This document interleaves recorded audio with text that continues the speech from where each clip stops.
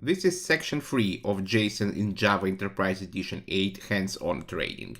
This section is all about the latest version of JSON processing, which is version 1.1.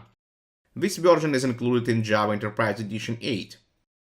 I will start with introducing all new features, and in the following videos I'll explain each of them in details, on some simple code samples. We will study how to use JSON pointer and quickly get a specific value from a JSON document, how to use JSON page and JSON merge page, how to use Java 8 streaming KPI and collectors with JSON data, how to transform and modify JSON objects and JSON arrays, and how to simplify processing of big JSON documents. Let's start. Here is a first section 3 video, New Features of JSONP 1.1. In this video, I'll give you an overview of all features added in JSON processing version 1.1.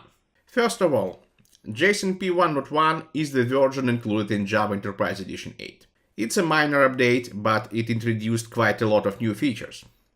The main of them is aligning with the latest JSON standard, which is RFC 7159. The main difference with the previous version, which was RFC 4627, is that now any JSON value forms a valid JSON document.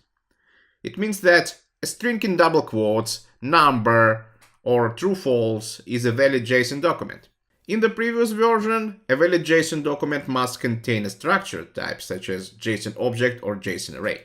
Another new feature is adding support for JSON pointer, JSON page, and JSON merge page. I will explain these features in this section.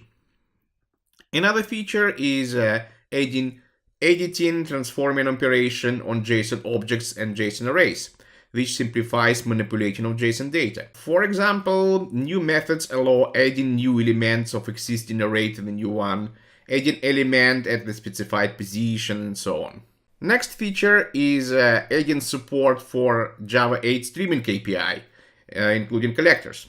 In one of the next videos, I'll demonstrate how to use it for some simple calculations based on JSON data. And the last feature is simplification of working with big JSON documents, allowing skipping large blocks of data.